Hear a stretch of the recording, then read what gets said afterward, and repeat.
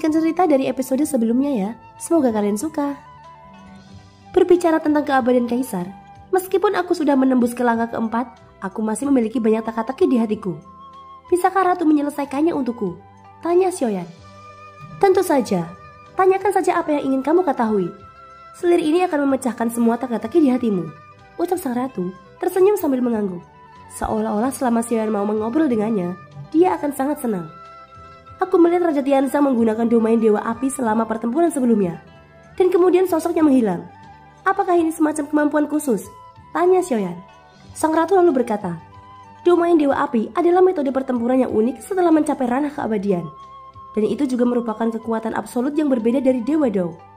Tidak peduli seberapa kuat Dewa Dao, tidak mungkin untuk keluar dari domain Dewa Abadi hidup-hidup. Ucap sang ratu. Apakah itu hanya bisa dimiliki oleh ranah keabadian dewa? Tanya Xiaoyan. Tentu saja tidak. Keabadian kaisar juga dapat memiliki domain dewa abadi, tetapi setiap individu berbeda. Tidak pasti kapan mereka dapat membuka domain dewa abadi mereka sendiri. Dan tidak sedikit keabadian kaisar yang tidak dapat membukanya di sepanjang hidupnya. Ucap sang ratu. Garis hitam muncul di kepala Xiaoyan ketika mendengar penjelasan itu. Dia masih tidak tahu apa-apa tentang domain dewa abadi. Kenapa aku tidak punya persepsi? Ucap Xiaoyan tersenyum pahit. Itulah yang belum pernah kamu coba buka. Domain Dewa Abadi, seperti namanya, merupakan sub ruang yang dibuat dari energi dunia. Kamu dapat meminjam sepotong ruang milikmu dari energi dunia. Di ruang ini kamu adalah rajanya dan memiliki hak untuk berbicara. Kamu adalah putra Sensi. Dengan objek ilahi yang kamu miliki, seharusnya sangat mudah untuk membuka domain Dewa Abadi. Ucap ratu melanjutkan. Kamu bisa mencobanya sekarang. Rasakan energi duniamu dan aku akan membimbingmu. Ucap sang ratu lagi. Xiaoyan menjadi tertarik ketika mendengar kata-kata itu. Jika dia bisa membuka domain Dewa Abadi, maka dia memiliki kartu truf tambahan. Xiaoyan segera mengikuti apa yang diinstruksikan sang ratu, yaitu merasakan keberadaan energi dunianya. Itu adalah keberuntungan di sekitar Xiaoyan yang tidak dapat dia lihat dan tidak dapat dideteksi. Tetapi ketika Xiaoyan menutup matanya, ada perubahan ekspresi di wajah sang ratu. Seolah-olah dia bisa melihat energi dunia yang dibawa Xiaoyan oleh mata telanjangnya. Orang ini telah memiliki energi dunia yang begitu agung. Berbicara secara logis, dengan energi dunia seperti itu, seharusnya tingkat kekuatannya jauh melampaui dari langkah keempat. Mungkinkah Susang melakukan hal lain untuk menekan ranahnya yang seharusnya dihancurkan dengan cepat? Gumam sang ratu. Xiaoyan tidak mendengar apa yang dikatakan sang ratu. Dia saat ini benar-benar tenggelam ke dalam pikirannya. Itu karena hanya dalam keadaan ini, dia dapat merasakan keberadaan energi dunia yang tak terlihat. Bayangkan sesuatu. Apapun yang ada di dunia nyata, semuanya baik-baik saja. Ucap sang ratu. Sesaat setelah suaranya jatuh, sosok ratu dan Xiaoyan menghilang dari bahtera. Saat ini mereka berada di dalam kegelapan, dan di kegelapan ini teratai api muncul. Kemudian teratai api mengembang menjadi besar, sehingga membentuk ruang yang menutupi keduanya. Ruang yang terbentuk dari nyala api ini mengandung suhu panas yang sangat ekstrim. Hahaha, berhasil, ucap Xiaoyan sangat senang. Ya, selamat. Tapi bahkan jika kamu berhasil, tidak seharusnya kamu membawaku ke dalam domain Dewa Abadimu juga. Ucap sang ratu tersenyum pahit. Hehehe, maaf, aku tidak bisa menemukan yang cocok, jadi aku hanya bisa membawamu untuk mencobanya. Ucap Xiaoyan menggaruk kepalanya sambil tersenyum. Tidak sampai di situ. Saat ini pikiran Xiaoyan bergerak lagi.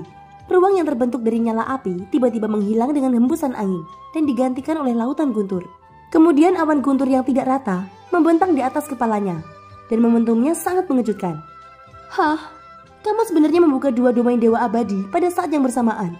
Ucap terkejut sang ratu. Beberapa saat kemudian, sosok Xiaoyan dan ratu muncul kembali di bahtera.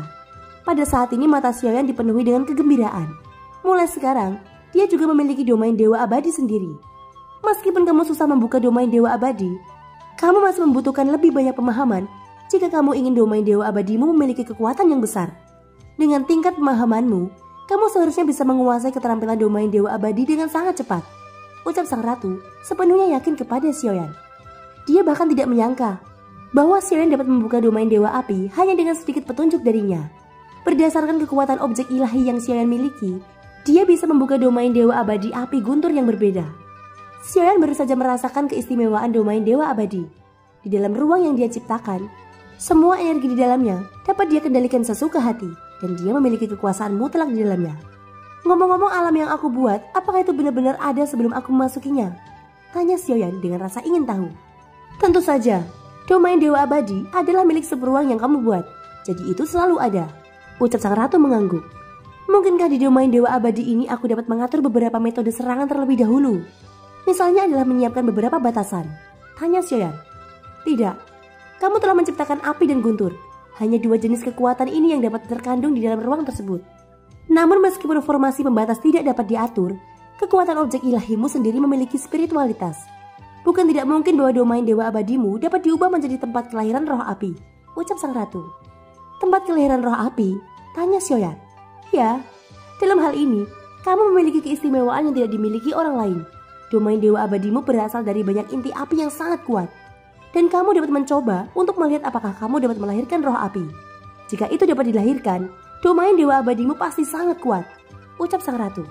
Namun ini hanyalah salah satu petunjuk. Sedangkan untuk pengembangan domain Dewa Abadi itu sendiri, hanya kamu yang dapat memberikan kreativitasmu sepenuhnya. Ruang itu milikmu, dan kamu dapat melakukan semuanya yang kamu inginkan, ucap sang ratu kembali melanjutkan. Mendengar apa yang dikatakan sang ratu, Xiaoyan secara bertahap memahami arti dari alam Dewa Abadi. Ruang ini miliknya, dan dia adalah pencipta ruang tersebut. Namun saat ini sub ruang yang dia ciptakan hanya dapat digunakan untuk bertarung, dan tidak dapat membiarkan kehidupan lain tinggal di dalamnya. Setelah Xiaoyan merasa cukup jelas, sosoknya tiba-tiba berjalan menuju kabin Batara. Kamu tidak berniat retret kan? Akankah kamu meninggalkanku sendirian setelah semua ini? Di mana perasaanmu? Mari kita bicara lagi. Aku masih tahu banyak hal untuk dikatakan, ucap sang ratu merasa dipermainkan dan membuatnya merasa enggan ditinggalkan dengan cara ini. Adapun Xiaoyan, dia terus berjalan pergi dan bahkan mengabaikannya.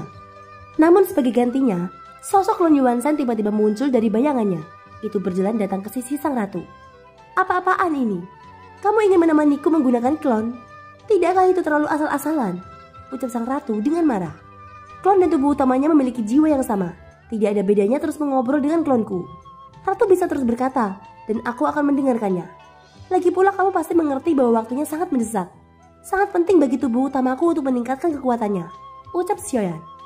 Sang ratu memandangi klon Yuanzhen. Meskipun terlihat mirip dengan tubuh utama Xiaoyan, tapi masih ada perbedaan. Dengan tanda bintang seperti itu, mungkinkah klonmu berasal dari ras Yuanzhen dari dunia tanpa batas? Tanya ratu sambil melihat tanda bintang di antara alis klon Yuanzhen. Xiaoyan mengangguk, lalu sang ratu melanjutkan. Klon Yuanzhen adalah ras terkuat di dunia tanpa batas. Kamu sangat beruntung bisa memilikinya. Klon ini pasti memiliki potensi yang tak tertandingi, ucap sang ratu tidak bisa menahan diri untuk tidak mengaguminya. Ngomong-ngomong, untuk bisa mendapatkannya, aku membutuhkan bantuan Zuzang dan Sisun, ucap Xiaoyan. Dia masih ingat bahwa pada saat itu kekuatannya masih terlalu lemah dan tidak mungkin untuk merebut klon Yuanzhen tanpa campur tangan Zuzang dan Sisun. Keberadaan klon Yuanzhen memainkan peran yang sangat penting untuk perjalanan Xiaoyan. Di masa lalu kekuatan lawan yang dia temui terlalu jauh dari apa yang bisa dihadapi tubuh utamanya. Dan berkat adanya klon Yuanzhen ini, sehingga dia bisa menyelesaikan setiap krisis. Bahkan sampai sekarang pun, peran klon Yuanzhen masih menonjol. Misalnya adalah Xiaoyan telah menemukan arah kultivasi berkat menggabungkan darah Yuanzhen. Seiring berjalannya waktu, selama percakapan antara sang ratu dan Xiaoyan, formasi teleportasi kedua akhirnya menyebar dan cahaya di sekelilingnya menghilang. Di mana mereka mendarat adalah sebuah planet dengan daratan berwarna abu-abu putih. Segala sesuatu di sekitarnya tampak sangat sunyi. Tidak ada aura kehidupan sama sekali. Bahtera kabut perlahan naik ke udara, dan ketika mencapai ketinggian tertentu, Xiaoyan dapat melihat bahwa planet ini hanya tersisa setengah. Dari kelihatannya, hanya masalah waktu sebelum planet mati ini benar-benar menghilang. Sungguh keterlaluan. Sepertinya Taisu bajingan ini tidak hanya membunuh semua makhluk hidup di dalamnya, tetapi bahkan merusak isi bumi untuk mencari harta di dalamnya. Sekarang kita sudah memasuki kehampaan Laut Barat, tapi kita masih berada di bagian paling selatan dari kehampaan Laut Barat. Aku masih perlu memindahkan formasi teleportasi ketiga. Jika tidak, aku memakan waktu ratusan tahun untuk mencapai ujung utara. Hanya saja aku tidak tahu apakah masih ada planet yang tersisa di kehampaan Laut Barat ini, ucap sang ratu sedikit mengernyit. Di tengah kehampaan di Laut Barat merupakan lokasi kota 1000 bintang. Dan kota yang dulunya sangat makmur, kini mengambang di laut kehampaan. Tidak ada kehidupan, hanya ada bau kematian yang menyengat. Tetapi pada saat ini jika jaraknya diperbesar lagi, seseorang akan dapat melihat pemandangan yang luar biasa. Ada sebuah raksasa persegi di kehampaan tidak jauh dari kota 1000 bintang. Bahkan Xiaoyan akan terkejut ketika dia melihatnya. Itu karena ukurannya jauh melebihi raksasa persegi Taisu yang pernah dia lihat sebelumnya. Jika diperhatikan dengan cermat, sejumlah besar bahan raksasa persegi ini tidak semuanya berasal dari Taisu. tetapi dibuat di sini setelah menjarah sumber daya Senshi dan menggunakan pertempuran untuk memberi makan perang. Taisu telah berkembang ke tingkat yang luar biasa dalam hal teknologi Meihei kuno, dan pemandangan yang mengejutkan seperti itu hanya akan muncul jika sumber dayanya mencukupi. Adapun untuk bagian dalam dari raksasa persegi ini, pemandangannya bahkan lebih mengejutkan. Daripada mengatakan sebagai raksasa persegi, lebih baik mengatakan bahwa ini adalah tempat penetasan para Taisu. Jumlah petarung Taisu sangat terbatas. Jadi jika Taisu ingin menyerang dunia yang kuat seperti Senshi, kekuatan yang dia butuhkan hanya bisa dibesarkan. Mereka membiakkan boneka yang diresapi dengan kehendaknya. Namun boneka ini sangat berbeda dari apa yang diciptakan menggunakan mayat. Meskipun mereka tidak memiliki jiwa, sosok yang dibiarkan ini memiliki pikiran dan kehendak yang relatif matang, yang sama sekali tidak berbeda dari kehidupan nyata. Kemudian mereka yang sudah menetas dari kantung darah akan menjadi petarung sejati Taisu. Dengan armor dewa palsu yang disiapkan, mereka akan bisa melawan keabadian kaisar di bawah sumber daya yang kuat. Di dalam raksasa persegi ini, sejauh mata memandang hanya ada kantung darah yang tak terhitung jumlahnya. Dan di dalam kantung darah tersebut masing-masing mengandung sosok.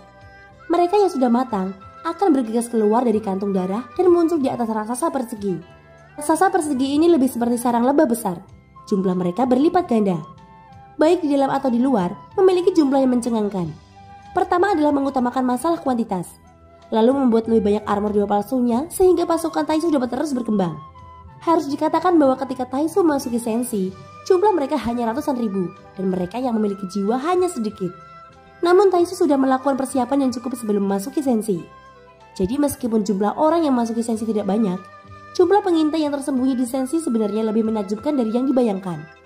Jadi meskipun sang ratu mengambil langkah pertama, dia menemukan bahwa dia tidak dapat menghentikannya sama sekali. Jadi sang ratu memilih untuk mundur sementara. Namun waktu singkat ini, Taisu sudah menyerap sumber daya kehampaan Laut Barat dengan kecepatan cepat. Lalu dengan gila-gilaan memperkuat kekuatannya sendiri. Hanya saja sejauh ini meski pemandangan ini terkesan cukup mengejutkan, nyatanya kekuatan tempur sesungguhnya yang terkandung masih jauh dari cukup.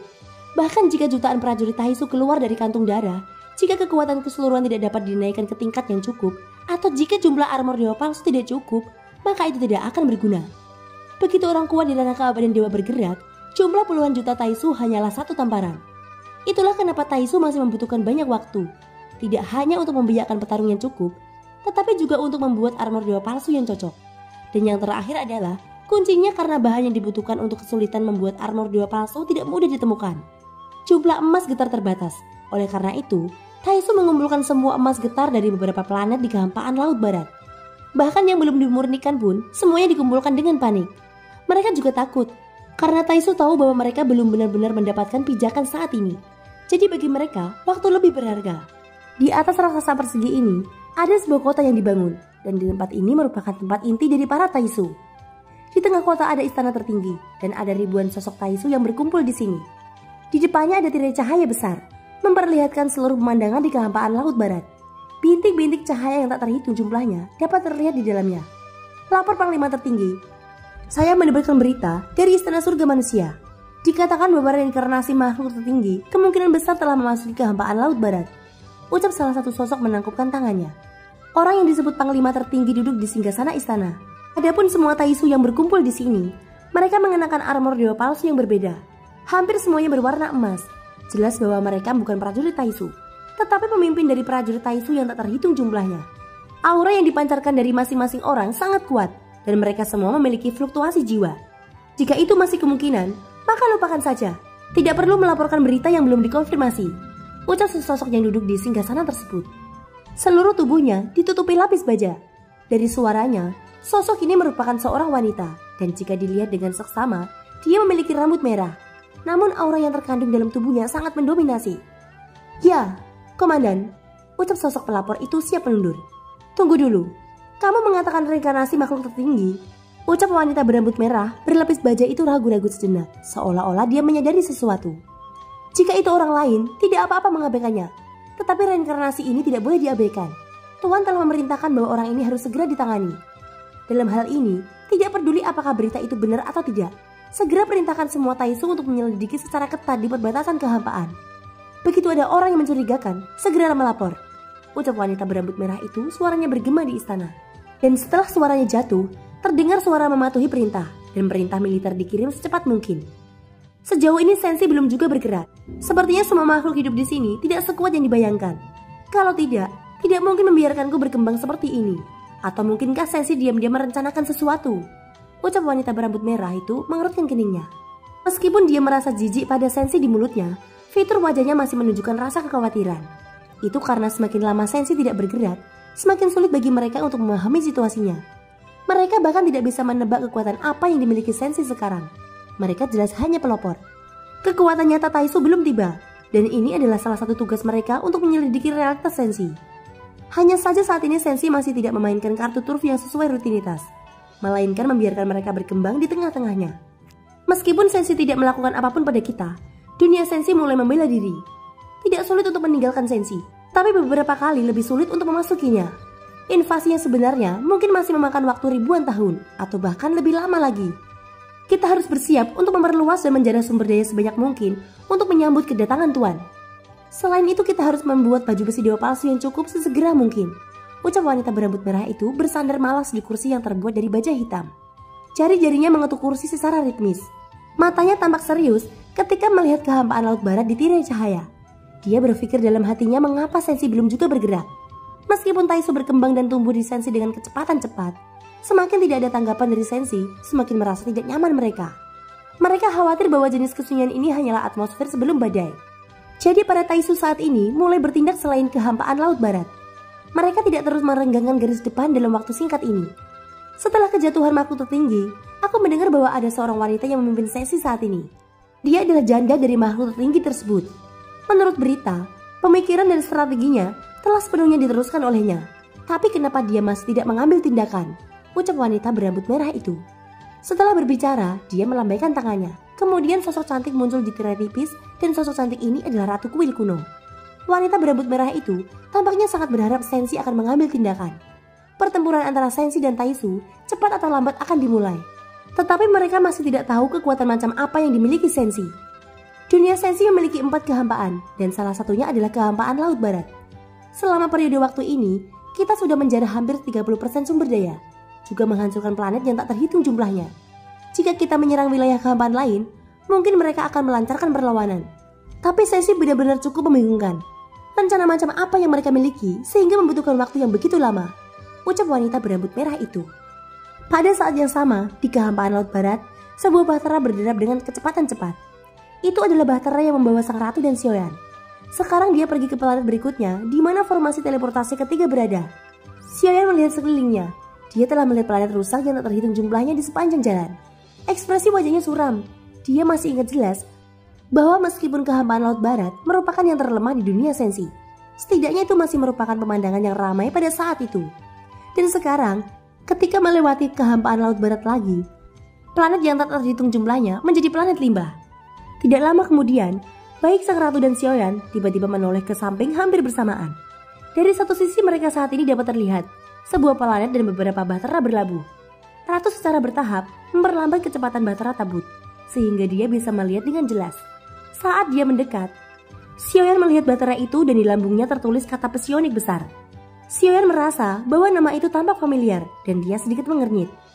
Ini adalah bahtera dari dunia psionik, ucap Sioyan. Apakah kamu mengenalinya? Tanya Ratu menatap Sioyan. Sioyan mengangguk lalu berdiri sambil berkata, mereka adalah teman lama. Aku akan menggunakan klon ini untuk membantunya. Ratu jangan menunggu. Biarkan klonku keluar dan melihat seberapa banyak kejahatan yang telah dilakukan Taisu pada Sensi. Ucap Sioyan berkata dengan serius. Dengan kekuatan fisik klon Yuansen, dia bisa melakukan perjalanan di kehampaan tanpa bahtera. Tepatnya setelah mencapai tubuh keabadian fisik atau memiliki kekuatan keabadian kaisar. Seseorang sudah memenuhi syarat untuk melintasi kehampaan. Hanya saja jika tidak memiliki fisik yang kuat, seseorang masih tidak akan mengambil resiko. Lagi pula menggunakan bahtera untuk menyeberangi lautan kehampaan masih jauh lebih mudah. Kalau begitu berhati-hatilah, ucap sang ratu menganggukkan kepalanya. Klon Yuansen mengambil langkah dengan telapak kakinya. Saat berikutnya, sosoknya melompat keluar dan tersapu ke laut kehampaan menuju ke arah bahtera yang berlabuh. Kecuali bahtera di tengah, bahtera di sekitarnya tampak berbeda. Sioyan kemudian melihat planet di belakang bahtera. Meskipun Sioyan mengenali orang-orang dari dunia psionik, dia tidak tahu di mana dunia psionik itu berada. Setelah sosok Sioyan mendekati bahtera itu, tiba-tiba saja 10 sosok melihatnya. Mereka muncul di geladak bahtera dan ekspresi Sioyan tenggelam saat dia melihat ke atas. Benar saja, mereka sebenarnya para bajingan Taisu, ucap Xiaoyan. Sosok-sosok di geladak semuanya mengenakan armor dewa palsu. Mereka bisa dikenali secara sekilas, yang dapat dikatakan memiliki karakteristik yang jelas. Sebelum Xiaoyan bisa mendekat, ada teriakan yang mendominasi dari Bahtera.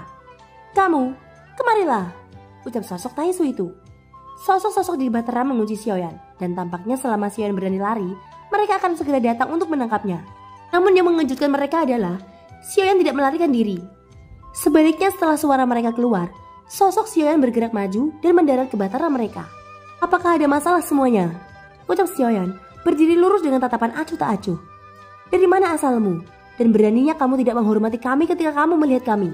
ucap satu sosok Taisu memandang Xiaoyan dengan sinis. Seolah-olah di mata mereka, seluruh kehampaan Laut Barat sudah menjadi tempat berburu Taisu mereka. "Hanya lewat," ucap Xiaoyan dengan tenang. "Lewat? Hahaha, kamu sangat berani. Tapi bertemu kami hari ini dianggap sial untukmu," ucap sosok Taisu itu.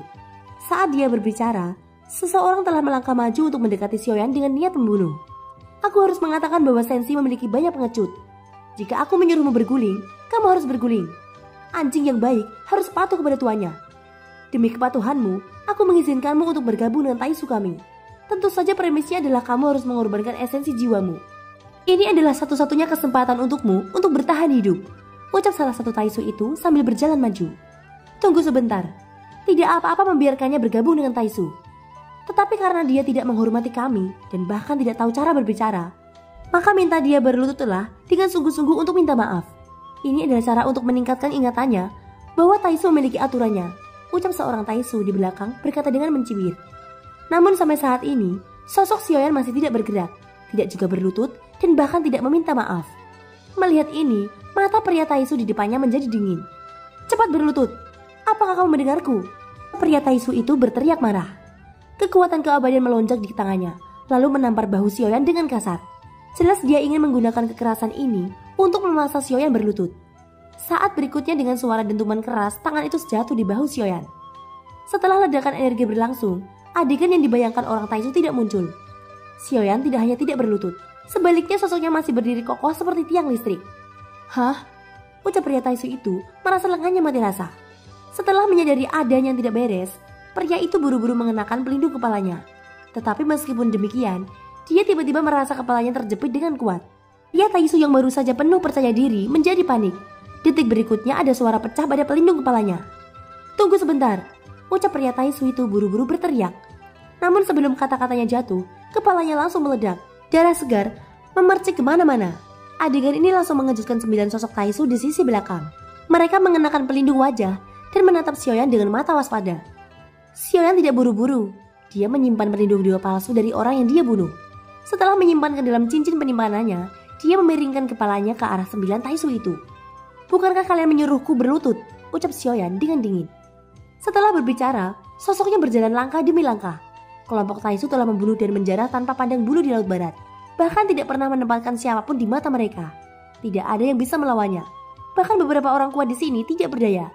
Sekalipun mereka bersaing untuk waktu yang singkat, pada akhirnya mereka pasti akan dikelilingi oleh para Taisu. Sejak awal di alam Suanyin, Xiaoyan telah melihat metode bertarung Taisu. Jadi ketika dia memilih untuk menyerang, dia tidak akan menyisakan satupun dari mereka. Pada saat ini terlihat sosok Xiaoyan menginjak keras dengan telapak kakinya. Geledak Bahtera di bawah kakinya tidak dapat mendukung gentakan yang begitu keras. Tubuhnya tersapu seperti bola meriam, bergegas menuju Xiao Taisu yang terhuyung-huyung mundur. Tidak ada ketegangan dalam pertempuran ini. Suara pertempuran di Bahtera tidak melebihi setengah batang dupa. Xiaoyan memusnahkan semua prajurit Taisu di Bahtera ini dan mengumpulkan semua pelindung dewa palsu mereka tanpa terkecuali. Ada yang salah. Jumlah orang dalam operasi Taisu berkisar dari ratusan hingga ribuan, dan Bahtera ini cukup untuk membawa puluhan ribu orang. Tapi mengapa hanya ada 10 orang? Ucap Xiaoyan sambil melihat sekelilingnya. Setelah berurusan dengan orang-orang Taisu ini, dia terbang ke Bahtera Psionik. Namun dia masih tidak menemukan satu orang pun. Kekuatan jiwa dari klon Yuan Shen tidak dapat dibandingkan dengan tubuh utamanya, sehingga Xiaoyan tidak dapat menggunakan kekuatan jiwa untuk melakukan pencarian. Xiaoyan segera melihat planet di belakang Bahtera. Jika penduduk planet tersebut masih hidup, maka kemungkinan besar para Taisu ini berkumpul di sana. Xiaoyan memiliki hubungan yang baik dengan dunia psionik. Jadi sejak dia memilih datang ke sini, dia tidak akan ragu untuk membantunya. Xiaoyan melihat planet ini yang masih tampak luas setelah mendekat.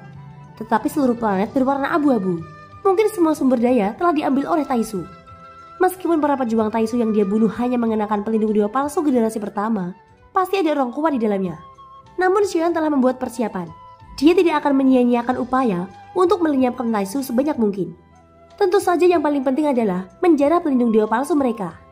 Meskipun rencananya mungkin tidak menjadi kenyataan, armor dewa palsu adalah salah satu sumber kekuatan Taisu. Setidaknya dia akan memberitahu Taisu bahwa kelemahan mereka diketahui. Scene berganti di dataran yang sangat jauh dari lokasi Xiaoyan. Di dunia yang suram ini, ada sebuah kota yang telah lama diinvasi. Saat ini hujan turun deras di langit kelabu. Ratusan orang berada di kota. Kekuatan jiwa yang kuat telah membentuk formasi pertahanan yang menutupi setengah dari kota. Dan di luar formasi pertahanan, ada ribuan sosok mereka menyerang formasi pertahanan dengan panik. Dan ribuan sosok di luar formasi tersebut tidak lain adalah para Taisu. Adapun beberapa orang yang bersembunyi di dalam formasi ini, mereka adalah orang-orang dari dunia psionik. Juga Ling Fei dan Feng Lin yang ada di dalamnya. Tetapi semua orang sudah mencapai batasnya. Wajah Feng Lin pucat. Dia menggunakan kekuatan jiwanya secara berlebihan dan telah menderita serangan balik dari jiwanya. Dari kelihatannya, dia bisa pingsan kapan saja. Ling Fei, cepat tinggalkan aku sendiri. Kita harus membuat keputusan, ucap Feng Lin dengan suara lemah. Saudari Feng Lin, jika kita hidup bersama, kita harus mati bersama. Dunia psionik kita sudah hilang. Jadi kemana aku bisa melarikan diri? Ucap Ling Fei mengepalkan tinjunya erat-erat dan tubuhnya yang mungil gemetar. Jangan ragu, Ling Fei, ayah kita telah mati dalam pertempuran. Seseorang harus bertahan untuk membalaskan dendam mereka. Cepat pergi, ucap Feng Lin. Feng Lin tahu bahwa tidak mungkin baginya untuk melarikan diri dalam keadaan saat ini. Oleh karena itu, dia hanya bisa memaksa Ling Fei melarikan diri dan meneruskan klan psionik agar tidak musnah. Melihat mata tegas Feng Lin, Ling Fei mengetahui situasinya dengan lebih jelas. Jika dia menunda lebih lama lagi, peluang untuk bertahan hidup akan semakin berkurang. Ling Fei menggertakkan giginya, kemudian sosoknya berjalan ke kota yang gelap. Diam-diam meninggalkan formasi dan hayat ke arah lain dengan kecepatan tercepat. Ling Fei melarikan diri dengan sangat cepat, tetapi dia masih tidak bisa menahan diri untuk tidak melihat ke belakang. Matanya sudah merah, rasa kebencian memenuhi hatinya. Namun dia tahu bahwa jika dia ingin balas dendam untuk dunia psionik, apa yang harus dia lakukan sekarang adalah menemukan cara untuk bertahan hidup. Kemana kamu pergi? Ucap sebuah suara tiba-tiba terdengar. Tepat ketika Ling Fei berpikir dia bisa melarikan diri, ada semburan angin yang bertiup di sekelilingnya. Dia sudah mencoba yang terbaik untuk menyembunyikan auranya, tapi dia masih ditemukan oleh kelompok Taisu. Kecepatan Ling Fei secara alami tidak secepat prajurit Taisu yang mengenakan pelindung dewa palsu. Jadi dia hanya bisa menggunakan serangan jiwanya untuk mencoba menghentikan sosok di belakangnya. Terlihat bahwa formasi pengekangan terkondensasi dalam sekejap, membentuk kekuatan pengekangan yang kuat dan membuat Taisu berhenti. Tetapi itu hanya sesaat sebelum kelompok Taisu terus mengejarnya. Ling Fei hanya bisa menggunakan formasi penahan untuk menunda, tapi itu bukan solusi jangka panjang. Dia tahu bahwa tidak mungkin baginya untuk lolos dari sini. Pada saat ini beberapa serangan cahaya dingin tiba-tiba menyapu dari belakang. Meskipun Ling Fei mencoba yang terbaik untuk menghindar, cahaya dingin itu masih menembus bahunya. Meski tidak fatal, hal itu menyebabkan kecepatannya turun tajam. Hanya dalam sepersekian detik, para pejuang Taisu dari belakang sudah mengejarnya. Mereka membentuk lingkaran pengepungan untuk mengepung Ling Fei di tengah. Darah di pundak mewarnai setengah dari pakaiannya menjadi merah. Wajahnya pucat, dia sudah dikejar oleh Taisu terlalu lama. Sekarang dia sudah berada di akhir pertempurannya. Karena aku tidak bisa melarikan diri, maka aku harus menyeretmu mati bersamaku, ucap Ling Fei menggertakkan giginya. Toh pada akhirnya dia akan mati, jadi dia berencana untuk meledakkan dirinya beserta jiwanya yang kuat. Segera kegelisahan datang dari tubuh Ling Fei. Auranya menjadi gelisah, matanya penuh dengan niat membunuh dan penghancuran diri adalah langkah terakhirnya. Namun hati Ling Fei tidak berdamai. Mengapa seluruh dunia dimusnahkan oleh orang-orang yang tidak bisa dijelaskan ini? Pada saat ini tepat ketika Ling Fei menutup matanya dan hendak meledakkan diri, tiba-tiba saja terdengar gemuruh di kejauhan. Seluruh tanah bergetar, yang bahkan langsung menarik perhatian kelompok Taisu. Melihat ke arah suara itu, dapat dilihat sesosok melesat dengan kecepatan yang sangat luar biasa. Hati-hati, itu adalah musuh, ucap pria Taisu ketika menyadarinya. Segera lebih dari selusin prajurit Taisu bersiap untuk berperang, memegang senjata mereka satu demi satu. Mereka bahkan tidak memperhatikan Ling Fei lagi. Semua berdiri siap untuk melihat sosok yang melesat. Titik hitam itu semakin dekat dan dekat. Kecepatannya tidak melambat, tetapi langsung menabrak kerumunan. Minggir, ucap sebuah suara dari sosok itu. Sudah terlambat bagi para Taisu untuk menyadari bahwa sosok yang menabraknya bukan tubuh fisik biasa. Dengan keras, selusin prajurit Taisu tersebut langsung terbalik. Tubuh mereka hancur berserakan, dan baju besi yang rusak berterbangan kemana-mana. Sosok itu berhenti tiba-tiba. Seluruh tubuhnya masih mengeluarkan gas putih. Dan sosok ini tidak lain adalah Xiaoyan. Dia memegang mayat tanpa kepala di tangannya. Kemudian dengan terampil melepaskan pelindung dewa palsu. Adegan ini sontak saja membuat mata Ling Fei menyusut. Hanya dengan satu tabrakan dapat menghancurkan selusin Taisu. Ling Fei tidak bisa untuk tidak menelan ludahnya. Dia tidak tahu kekuatan mengerikan macam apa yang dimiliki orang ini. Xiaoyan mendekati Ling Fei dan menyerahkan 2 botol batu giok padanya. Namun hingga saat ini Ling Fei masih tercengang. Sulit baginya untuk bereaksi. Dia hanya melihat wajah Xiaoyan dan benar-benar tidak dapat mengenalinya. Meskipun penampilan klon Yuanzhan agak mirip dengan yang asli, tapi masih ada beberapa perbedaan. Terlebih lagi sudah lama sekali sejak mereka tidak bertemu. Oleh karena itu, normal bagi Ling Fei untuk tidak mengingat Xiaoyan. Dia mungkin hanya mengingat tengkorak Xing Hui dalam kesannya. Apa yang kamu lakukan dalam keadaan linglung? Jika kamu menunda lebih lama lagi, temanmu mungkin tidak akan bisa bertahan, ucap Xiaoyan sambil melihat ke arah kota, di mana ribuan pejuang Taisu menyerang formasi dengan serangan gila. Cahaya yang dipancarkan oleh formasi menjadi semakin redup dan sepertinya akan mencapai batasnya. Ling Fei tiba-tiba bereaksi. Dia segera menangkupkan tinjunya dengan sungguh-sungguh ke arah Xiaoyan. Senior, tolong bantu saya. Selama senior mengambil tindakan, generasi muda bersedia memberikan segalanya, bahkan kematian, ucap Ling Fei. Xiaoyan menyadari bahwa saudara perempuannya yaitu Feng Lin ada di antara mereka, serta ratusan orang dari dunia psionik. Thank you guys, sudah mendengarkan ceritaku sampai akhir. Semoga hari kalian menyenangkan. Sorry ya, suara Mimin masih belum stabil. Semoga kalian tetap suka. Sampai jumpa dan bye-bye.